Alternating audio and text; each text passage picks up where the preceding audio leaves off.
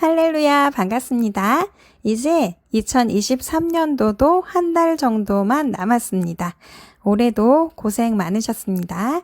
앞으로 남은 기간 동안 얽히고 설켰던 문제들과 용서하지 못했던 모든 것들을 다 아름답고 따뜻하게 마무리하시기를 부탁드립니다. 올해 정말 고생 많으셨어요. 이번 연도는 정말 전 세계적으로 너무 시끄러웠잖아요. 그럼에도 불구하고 하나님의 뜻을 이루어 나가시고 그리고 기도하려고 애쓰시고 하나님을 사랑하려고 애쓰셔서 너무 감사드립니다. 그리고 엔드타임 방송 응원해 주시고 동일한 마음으로 주님을 찬양해 주셔서 진심으로 감사드립니다. 오늘 첫 번째 내용은 제가 저번 40번 방송에서 귀신은 예수님 앞에서 매우 나약한 존재이기 때문에 우리가 두려워할 대상이 아니라는 거 알려드렸잖아요. 그래서 이번에는 조금 재미있는 얘기를 아주 간단하게 말씀을 드리겠습니다. 이사 귀신에 대해서 제가 말씀을 드릴 건데 제가 붙인 거예요. 이사할 때마다 귀신을 봐서 이사 귀신이라고 제가 말을 만든 건데 지금부터 조금 짧게 말씀드리겠습니다. 제가 2002년도 월드컵 할 때 결혼을 했는데 그러니까 한 만으로 21년 정도 된 거죠. 결혼 생활이. 결혼을 하면 정말 행복할 줄 알았습니다. 그런데 웬걸 결혼하자마자 몇 개월 후부터 주님이 아주 작정을 하시고 재정 연단을 하기 시작하셨습니다. 그래서 너무 많은 일들이 일어나면서 굉장히 힘들어진 거예요. 그래서 제가 첫 애를 임신 초기였을 때 완전히 지하, 그러니까 창문도 지붕도 다 완전히 지하에 있는 집에 이사를 가게 되었습니다. 그런데 어느 날은 자고 있는데 양변기에서 물이 역류하더니 순식간에 물이 집안에 찬 거예요. 홍수가 난 거죠. 홍수가 나면 정말 무조건 도와주세요. 홍수가 나 보니까 이게 막 곰팡이부터 그 밑에서 물이 역류한 거다 보니까 그 썩은 냄새가 말도 못해요. 모든 걸 다 버려야 되거든요. 식기부터 시작해서. 그래서 정말 너무 힘들었습니다. 홍수가 났는데도 불구하고 그 집주인이 집을 빼주지 않아서 너무 냄새가 심하고 곰팡이가 심해서 우리가 부동산에 집을 내놨더니 한 달 동안 집을 보러 오는 사람이 없는 거예요. 그래서 그때 기도를 계속 했어요. 계속 기도해도 아무도 집을 보러 오는 사람이 없고 그때 저는 임신 초기였고 입덧이 너무 심한 그 시즌이 시작되는 시기였기 때문에 그 냄새부터 밥도 못 먹고 정말 말도 아니었거든요. 그래서 막 울며 불며 기도를 열심히 하고 있던 어느 날, 그 이제 한 달 안에 있었던 일이었는데 어느 날은 그 7시, 저녁 7시쯤에 기도를 하고 있는데 밖에서 막 떠드는 소리가 들려요. 누가 막 수다를 떠는 소리가. 그래서 보니까 제가 이제 영안이 그때 열린 거예요. 왜 영도 이 육처럼 오감이 있거든요. 소리가 들리고 눈으로 보이고 냄새가 나고 그리고 아주 귀신이 강하게 역사하면 터치도 되고 뭐 이렇게 오감이 있어요. 그런데 이제 영안이 열려서 보니까 창문 너머에 마당에 영화에서 나오는 것처럼 하얀 소복을 입은 머리를 막 엄청 긴 그런 처녀 귀신 4명이 수다를 떨고 있는 거예요. 대화 내용을 들어보니까 와, 우리가 너무 일찍 왔잖아. 여기 집 아직 안 나갔는데? 너무 일찍 왔어. 막 이렇게 막 수다를 떨어요. 그러더니 그 옆에 어떤 한 귀신이 아니야, 이 집은 보름 안에 나가. 딱 그러는 거예요. 그러고 나서 이제 그 영안이 끝났거든요. 근데 그때는 이사 귀신을 처음 봤기 때문에 너무 놀라고 무서웠는데 그 귀신들의 대화 내용을 들어보니 보름 안에는 집이 나갈 것 같은 거예요. 근데 신기하게도 그때 제가 그 영안이 열려서 귀신을 본 다음에 보름이 된 날, 그날 부동산에서 연락이 왔는데 집도 안 보고 어떤 사람이 계약을 한 거예요. 만약에 집을 봤으면 곰팡이의 냄새에 계약을 안 했을 것 같은데 여하튼 집도 안 보고 계약을 했는데 알고 보니까 그 주변에 회사가 있대요. 근데 그 회사에 기숙사로 쓰려고 집도 안 보고 저렴하게 나왔으니까 그냥 계약을 했대요. 그런데 거기에 살 집에 사람이 남자 4명이 들어온다는 거예요. 그러니까 신기하기도 하고 처녀 귀신이 4명이 와서 수다를 떨었는데 이제 남자 4명이 들어와서 산다고 하니까 그때 진짜 신기했던 기억이 있습니다. 그런데 제가 재정 연단을 얼마나 빡세게 받았냐면 제가 지금 기억하는 것만 결혼 생활 만 21년 동안 이사를 11번 정도를 했어요. 아마 11번 넘을 수도 있는데 제가 전신 마취로 수술 3번을 하다 보니까 기억이 잘 안 나요. 그런데 여하튼 제가 지금 세본 것만 11번 이사를 했거든요. 그런데 이제 두 번째는 제가 둘째 임신했을 때예요. 그때는 형편이 조금 좋아져가지고 창문만 간신히 나온 반지하의 이사를 간 거예요. 하루는 동생이 놀러와서 수다를 많이 떨면서 안방에 누워가지고 기도도 하고 수다도 떨고 그럴 때였어요. 근데 저희 동생도 영안이 조금 열려서 저랑 같이 보는데 수다를 막 떨고 있는데 주방 쪽에 아무도 사람이 없었는데 우다당탕 우다당탕 하면서 막 짐을 실어 나르는 소리가 막 너무 바쁘게 들리는 거예요. 그러더니 저희가 문이 살짝 열려져 있었는데 그 문틈으로 하얀 그 소복 같은 게 빠르게 지나가는 거예요. 그런데 그거를 저랑 제 동생이 동시에 본 거예요. 그러니까 이사 귀신들이 얼마나 부지런한지 짐을 벌써 귀신들의 짐을 있더라고요. 귀신들도 짐이 있어요. 그 짐을 실어 나르고 있었던 거예요. 그런데 동생이 그걸 보더니 언니 이제 또 이사하겠네? 그러는 거예요. 그래서 기도를 해보니까 2, 3개월 안에 반드시 이사를 한다 이런 메시지가 있는 거예요. 근데 그때는 저희가 그 계약 기간도 많이 남아 있었고 이사할 돈도 없었습니다. 그런데 신기하고 놀랍게 2개월 정도 지났을 때 이제 방에서 잠을 자고 있는데 천장도 아니고 바닥에서 물이 올라오기 시작했어요. 바닥에서 물이 점점 올라오더니 나중에는 발목 정도까지 차서 막 난리가 난 거예요. 집안이 물이 막 위로 솟구치니까. 그래서 집주인한테 말을 했더니 막 이것저것 검사해보고 하더니 원인을 찾을 수 없다는 거예요. 그래서 그 집주인 분이 저한테 한숨을 쉬시면서 하시는 말씀이 아이고 교회가 너무 멀어서 교회도 안 가게 되고 그러다 보니 11조도 2-3번 정도 안 내고 그랬더니 얼마 전에 지갑을 잃어버려서 돈도 많이 잃어버리고 또 반지하의 맨 아래층에 물이 다 새고 이게 무슨 일이야. 다시는 11조 안 떼먹을 거야. 교회 잘 갈 거야. 막 이렇게 한탄을 저한테 하시는 거예요.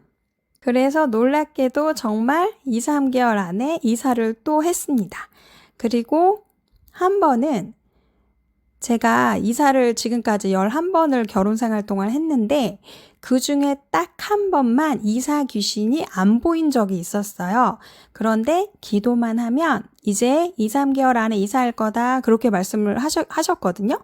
그래서 제가 주님께 물어봤어요. 이번에는 이사 귀신이 보이지 않습니다. 근데 진짜 이사를 하긴 하나요? 라고 물어봤어요. 그랬더니 여기에 들어올 사람, 여기에 이사 올 사람은 거룩한 크리스찬이다. 거룩한 하나님의 사람이기 때문에 귀신이 안 보이는 거다. 이렇게 설명을 해주시더라고요. 거룩하게 살아야 귀신이 우리를 따라다니지 않습니다.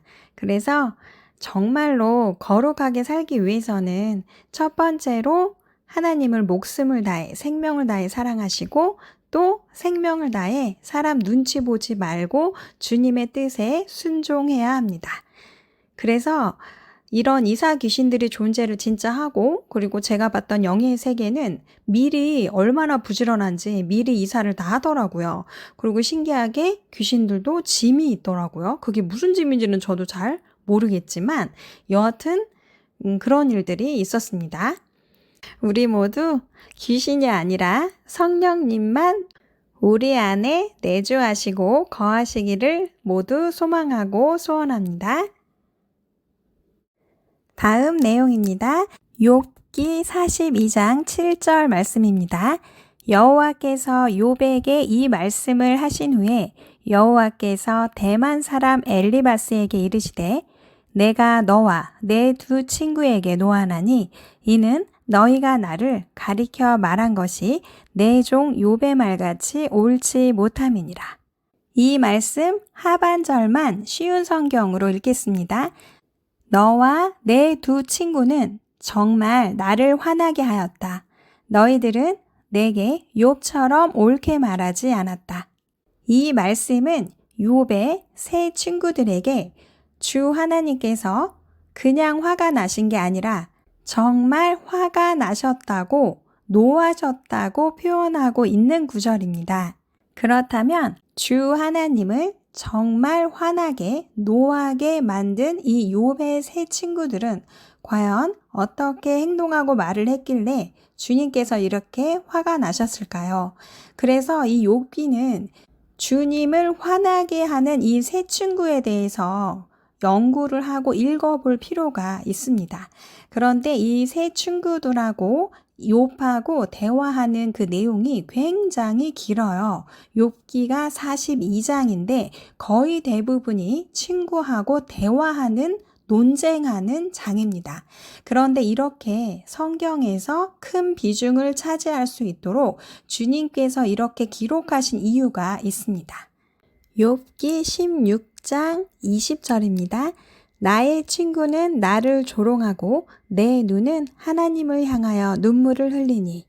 이 구절에서도 알 수 있듯이 굉장히 많은 구절에서 나를 조롱한다는 표현과 친구들은 나를 위로는커녕 괴로움만 더해준다는 표현, 이런 표현들이 굉장히 많이 나와요.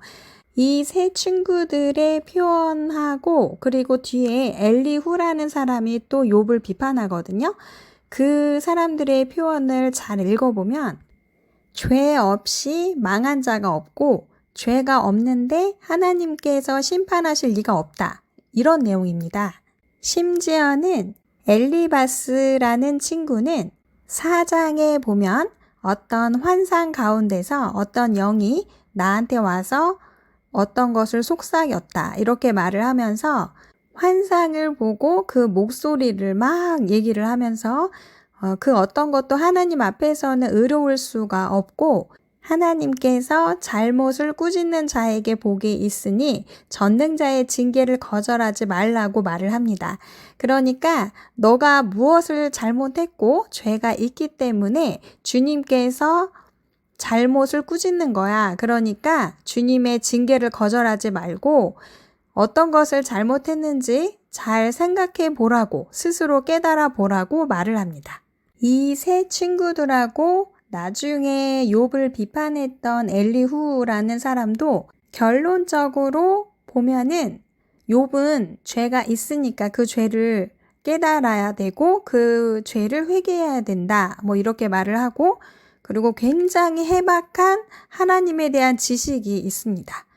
그러니까 이 세 친구들하고 엘리후는 굉장히 해박한 지식을 가지고 하나님에 대해서 알고 욥을 굉장히 비판을 하고 있습니다.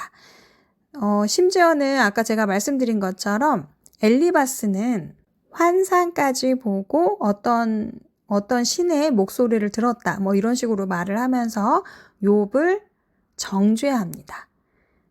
이것을 굉장히 제가 읽어보면서 느낀 게 뭐냐면 우리도 그러지 않을까. 우리도 말로는 그 사람을 비판하지 않아도 내가 속으로는 그렇게 하지 않을까. 이런 생각을 진짜 많이 하면서 많은 생각을 하게 하는 욥기였습니다. 혹시 이런 말씀 들어보셨나요? 말씀으로 사람을 친다. 말씀으로 사람을 때린다. 이런 말을 종종 제가 들었는데 이게 무슨 뜻이냐면 그 성경에 굉장히 많은 지식을 갖고 있는 사람들이 있어요. 그런데 그 사람들이 하나님을 사랑하지 않고 주님의 마음이 부어지지 않는 사람들은 그 성경의 말씀으로 사람을 칩니다. 그 성경의 말씀으로 사람을 때려요. 그 성경의 말씀, 해박한 지식으로 사람을 칩니다. 사람들에게 상처를 입힙니다. 그래서 성경만 알고 있으면 머리만 커지고 성경만 알고 있으면 다치게 합니다. 사람들을 다치게 하고 상처를 입히게 됩니다. 그래서 우리는 하나님의 사랑이 우리 마음속에 부어지지 않으면 이렇게 똑똑한 욥의 새 친구처럼 사람을 다치게 합니다. 그래서 결론적으로는 하나님을 그냥 화나게 하는 게 아니라 정말 하나님을 화나게 하는 사람이 됩니다. 에베소서 4장 15절입니다. 오직 사랑 안에서 참된 것을 하여 범사에 그에게까지 자랄지라. 그는 머리니 곧 그리스도라. 이것을 쉬운 성경으로 읽으면 사랑 가운데 진리를 말하며 범사의 머리 되시는 그리스도에게까지 자라나야 합니다. 라고 되어 있습니다. 우리는 오직 사랑 안에서 참된 것을 말해야 합니다. 사랑 가운데 진리를 말해야 합니다. 이것이 늘 그래야 돼요. 범사에 하라고 그랬거든요. 늘 우리는 오직 사랑 안에서 진리를 말하고 참된 것을 말해야 되는데 어떻게 해야 되냐면 예수 그리스도에게까지 자라나야 합니다. 우리의 머리 되시는 예수님에게까지 자라나야 됩니다. 이 말은 예수님처럼 되기까지 성장해야 된다는 말입니다. 결론은 우리가 아무리 많은 것을 알고 있다고 해도 우리가 성경을 정말 많이 알고 있어서 해박한 지식이 충만한다 할지라도 결국은 예수 그리스도의 사랑이 우리에게 부어져서 오직 진리 가운데에서 진리와 참된 것을 말하고 예수님처럼 예수님을 닮아갈 때까지 성장해야 합니다. 결론은 정말 욥의 새 친구처럼 하나님을 정말 화나게 하는 사람이 되지 않으려면 주님의 사랑이 우리에게 부어져서 항상 사랑 가운데서 예수님 분량에 이르는 데까지 장성한 분량까지 성장이 되어서 진리를 말해야 사람들에게 상처를 주지 않습니다. 이렇게 하나님을 화나게 하는 사람이 되지 말고 반드시 주님의 사랑이 우리 마음에 부어지기를 소망합니다. 오늘은 여기까지 하겠습니다. 남은 한 달 동안 마무리 잘 하시고 따뜻하고 행복하고 즐겁고 기쁜 연말 보내시기를 바랍니다. 항상 감사드립니다. 사랑합니다. 샬롬.